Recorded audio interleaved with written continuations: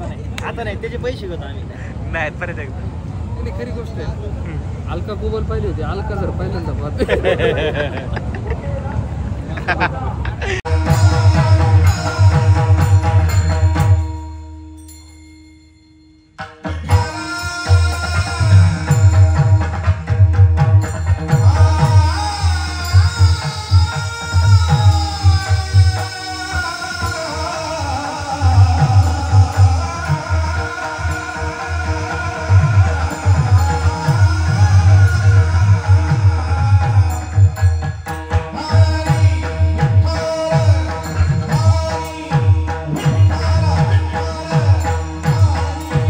Ramakrishna Hari public, आपला blog बघताय ना, बघितलाच पाहिजे. आज आपल्या कीर्तनाचा 4था दिवस आहे. आज आपल्या कीर्तनाची सेवा उमेश महाराज दसरथे यांची आहे. त्यांच्या कीर्तनाच्या श्रवणाकरता आपण निघालेला आहे. आपल्यासोबत आपले अर्जुन नाना आहेत, आपले ओम महाराज पण आलेत बरं का. आज नवरत्न नाना आणि आपले मच्छिंद्र नाना सुद्धा आपल्या सोबत आहेत. आणि आपले वसंत नाना तर राहिलेच की, रोज येतात. आज कसं काय विसरलो काय माहिती. चला आता आपण सर्वजण चाललोय कीर्तनासाठी. आधीच थोडासा उशीर झाला आणि त्यात आता हे आळेफाट्यावरती आपल्याला ट्रॅफिक लागली. आता अजून कीर्तनाला उशीर होणार असं वाटतंय. तरी पण ट्रॅफिकमधून कसं तरी गाडी काढून आम्ही आलो बोट्याला, कीर्तनाच्या ठिकाणी. आमचे ओम महाराज सुद्धा जवळच होते. आज डायरेक्ट पुढेच येऊन बसलो, डायरेक्ट महाराजांच्या शेजारीच. कारण की समोर बसून कीर्तन ऐकण्याची मजा आहे ते मागे लांब बसून ऐकण्यात अजिबात नाही. म्हणून कीर्तन जर ऐकायचं असेल तर महाराजांजवळ बसूनच ऐकलं पाहिजे, तरच लिंक लागते आणि कीर्तन समजते सुद्धा. कीर्तनासाठी सर्वात टॉपचे गायक म्हणजे आपले महेश्वरजी महाराज भगुरे गुरुजी हे देखील उपस्थित होते. सर्वात आधी आपण त्यांचं गायन ऐकूया.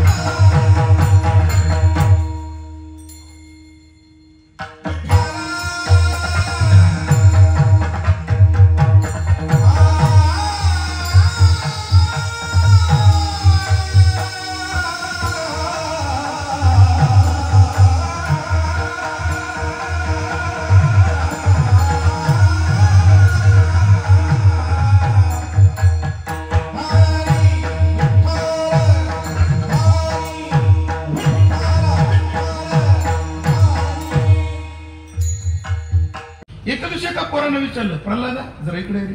काय, तू आणि मी एकाच गावचे, तुझा माझा एकाच जन्म, एकाच महिन्यातला जन्म. तू पुनवाला जन्माला आणि सर्वपत्री आमुष्याला.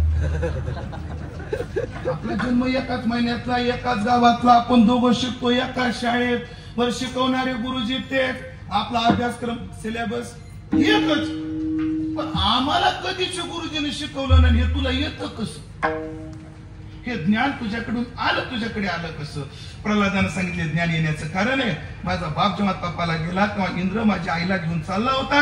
नारदांनी सोडवलं, त्यांच्या आश्रमात ठेवलं आणि आईच्या गर्भात असताना मी हे भागवत धर्माचा तत्वज्ञान नारदाकडून ऐकलं. गर्भात असताना मावशाव गर्भात जेव्हा लेकरू असतं तेव्हा गाथा ज्ञानेश्वरी वाचत जावं तर ज्ञानोबा तुकोबा येते. गर्भाला जे आवडतं ते आईला आवडतं आणि असंही असतं, आईला जे आवडतं गर्भ तसा होतो. म्हणून लेकरू पोटात असताना गाथा ज्ञानेश्वरी वाचत जावं तर ज्ञानोबा तुकोबा येते. नाहीतर गर्भात असताना झुकेगा नाही साला, मग पुष्पाच आहे तुमच्या नशिबाला. तात्पर्य काय? तात्पर्य काय? मी आईच्या गर्भात शिकलो. मग त्या बाकी बालकांना प्रश्न विचारला रविदास बाबा प्रल्हादाला. मग प्रल्हादा, तुझ्या आईनं सुद्धा ज्ञान मिळवलं? हो. तू सुद्धा मिळवलं? हो मिळवलं. मग तुझ्या ध्यानात राहिलं, तुझ्या आईच्या ध्यानात का नाही राहिलं? तुझी आई का विसरली? हो. तुझी आई तुझ्या बापाला का सांगत नाही? हे तुझा बाप तुझ्या आईच्या शब्दाच्या बाहेर नाही. काय प्रल्हादा?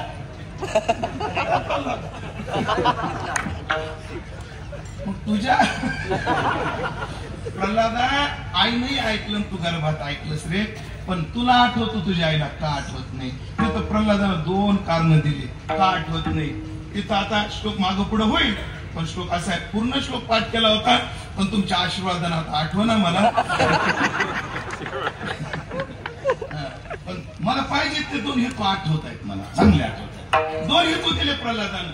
प्रल्हादाने पहिला हेतू दिला दीर्घकालात, स्त्रीत्वात आणि दीर्घकालात असे 2 हेतू दिले. माझी आई का विसरली? माझी आई विसरली कारण काळ भरपूर गेला आणि ती विसरून गेली. आणि दुसरं कारण ती स्त्री असल्यामुळे विसरली. बाई लवकर विसर, स्त्री असल्यामुळे विसरते. त्याच्या आमच्या गुरुजीचं चिंतन फार गोड आहे. हो, स्त्री असल्यावर म्हणजे काय?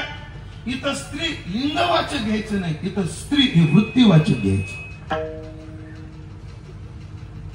हे स्त्रीत्व काय आहे? इथं लिंग नाही, इथं काय महाराज? वृत्ती. वृत्ती काय? स्त्रीची वृत्ती असते संग्रही. माणूस जेवढ्या फेकून द्या बरे, जाऊ द्या, तुम्हाला काय लागलं? नासाव पण आपला असाव. पहिला संग्रह करण्याची काय असते? बुद्धी असते. खरं सांगायचं, खोटं नाही बोलायचं. कपाट उघडले की साड्या आंबा पडतात. त्या कपाटात अशा काही साड्या तुकाराम बोल त्यांच्या 2-2 वर्ष झालं त्यांनी नेसलेल्याच नाही आणि कोणाला दिले. त्याच कारण काय? स्त्री संग्रही असते, ही वृत्ती आहे. आणि मग ऐकलं का? स्त्री काय असते? संग्रही असते. आणि मग ऐका, मग तो पुरुष जरी असला संग्रही, तो स्त्रीच आहे. तो काय आहे? स्त्री आहे. ज्याला ज्याला संग्रह करायची इच्छा आहे ती कोण आहे? ती स्त्रीच आहे. आणि माझी आई स्त्री असल्यामुळे ती विसरली. दीर्घ काळ गेला म्हणून विसरली. अर्थातच देवाकडे जाण्याची ही वाट मळाली. अतिशय सुंदररित्या चिंतन या ठिकाणी महाराजांनी मांडलं. भगवंताकडे जाण्याचा मार्ग कसा आहे तो महाराजांनी दाखवून दिला. असंख्य जनसमुदाय या कीर्तन प्रसंगी उपस्थित होता. मंडपाच्या बाहेर सुद्धा गर्दी होती. कीर्तन झालं, महाराजांचं दर्शन घेऊन महाराजांसोबत एक मस्त फोटो घेतला. सर्व उरकल्याच्या नंतर फराळ करून सचिन महाराज चौधरी आणि संकेत महाराज आरोटे यांच्यासोबत गप्पा मारल्या. संकेत महाराज म्हटले, अहो महाराज कसे आलात? म्हटलं आपली अल्कजार घेऊन आलो. आता अल्कजार बोलल्यावरती पहा संकेत महाराज काय बोलतात. ह्या बोलण्यावर आमच्या सचिन महाराजांनी एकदम क्यूट स्माइल दिली. आता नाही, त्याचे पैसे घेतो आम्ही. नाही, परत एकदा. खरी गोष्ट आहे. अलका कुबल पाहिली होती, अल्काझर पहिल्यांदा कीर्तन ऐकून आता आम्ही आले आमच्या घरी. फराळाचं करून अतिशय उत्कृष्ट प्रकारे कीर्तनही झालं, फराळही झालं. आमचे ओम महाराज सुद्धा होते. ओम महाराज कसं होतं कीर्तन? एकदम मस्त, अत्यंत सुंदर चिंतन. आमच्या ओम महाराजांना कीर्तन आवडलं म्हटल्यावरती आता तुम्ही विचारच करा कीर्तन किती सुंदर असेल. काय नाना, बरोबर आहे की नाही? कसा वाटला तुम्हाला आजचा व्लॉग? कमेंट करायला विसरू नका. लाईक करा, शेअर करा, सबस्क्राईब करा. भेटूया उद्याच्या ब्लॉगमध्ये. आता हा ब्लॉग आपण एडिट करूयात आणि उद्या अपलोड करूयात. रामकृष्ण हरी.